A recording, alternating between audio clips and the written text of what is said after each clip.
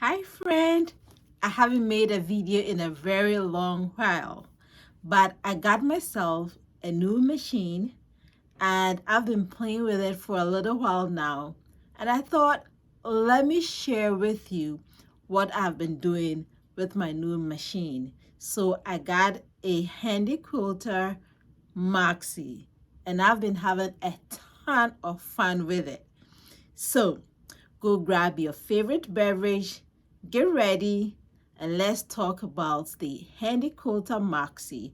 I got a new foot on the Moxie, and I want to show you how I'm using my glide foot too on the Moxie. I'll see you on the other side.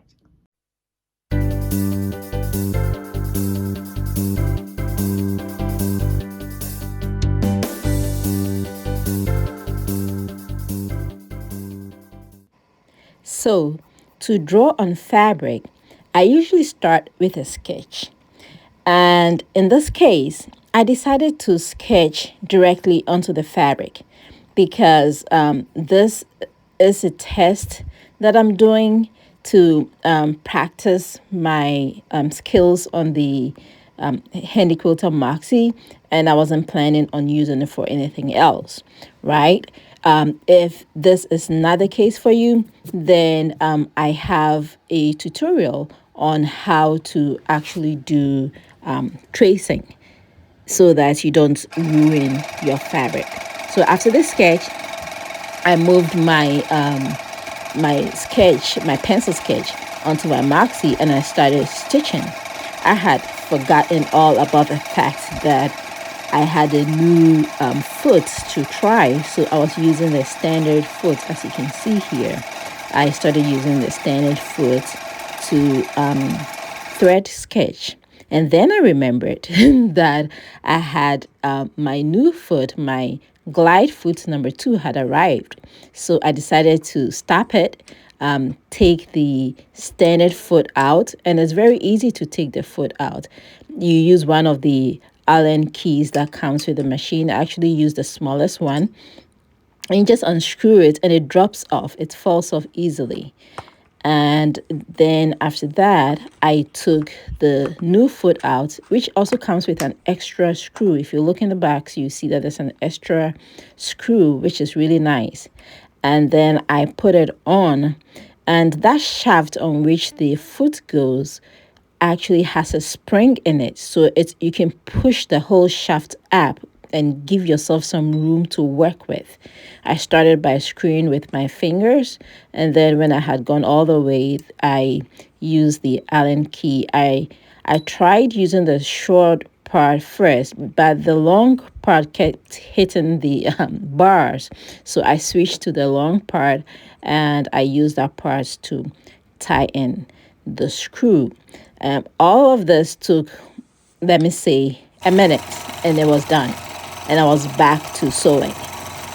So this time I had finished the one of the vases in the middle. You can see that, right? Yeah, I zoomed right in. You can see that that vase in the middle was complete, but I decided that I wasn't going to finish each vase before I move on to the next vase, and that I was going to put one thread on and then do each vase that needed that value of thread. And if you're familiar with my thread sketching, I sketch with different values of threads. This particular sketch I have done before. I've actually done it twice, so this is the third time I'm doing it.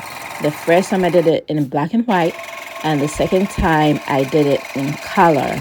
And each time I used different values of thread because my original plan is for the sketch to look like pencil. And one of the best compliments I've ever received is when I sent a photo of my thread sketching to a journalist who was writing an article about my work. I emailed him a photo of my thread sketch, and he emailed me back and said, "Did you send me your pencil sketches?" And I was like, "No, that is not pencil, that is thread." So yeah, so I use different values of thread to create the illusion of pencil. So in this case, I decided that I was going to use the dark thread on each of the different shapes And then when I'm done shading with the dark thread, I'll move to a medium value gray thread, and then the light value gray thread. And my way of thread sketching is a little different from the way other people do it. I use very simple stitches. Here I'm using a simple straight stitch back and forth, and I'm going to just keep stitching back and forth until I get the shading that I'm looking for. So you would see that here I have changed to the medium value thread. So I'm doing the medium value thread. This is not a sketch where I am trying to get a good representation of where the light falls on the images or the vases in the image.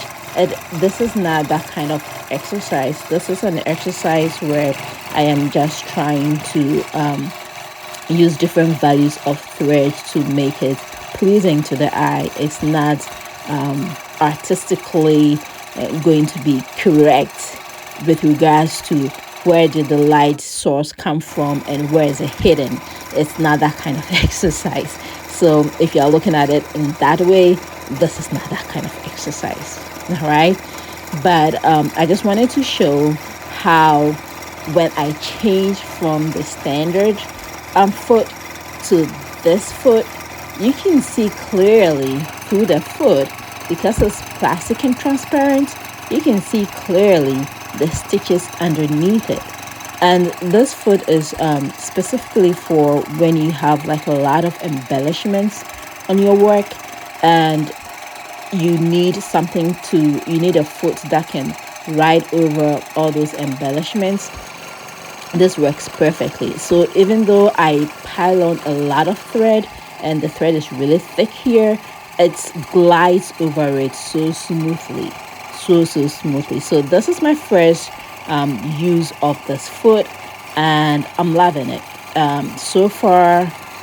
With this particular try, it came out excellent, way beyond what I was expecting. I wasn't expecting that I'd be able to control the machine this way, but I was able to do it. I did have to slow the machine down quite a bit. Usually I would stitch faster than this. The Moxie comes in 3 different forms. It has 3 different stitch modes. The precision and the cruise modes are stitch regulated, and then it has a manual mode, which is not stitch regulated. I use the manual mode. So the manual mode means that I am controlling the stitch length by how fast or how slow I'm moving the machine. So here it is. It's all done. I just finished it up by signing it, and it's done. It's done. I'm going to add all the resources that I mentioned in the video in the description below. When you click the link to my blog, you will see tips and tricks for thread sketching techniques, and you will also see my journey with my new Moxie machine. Thanks for watching. If this is your first time or your second time and you haven't yet subscribed, hit the subscribe button so that you don't miss any of my videos. And don't forget to like this video. It helps other people like you find the help and inspiration they need from my videos. That's it, my friend.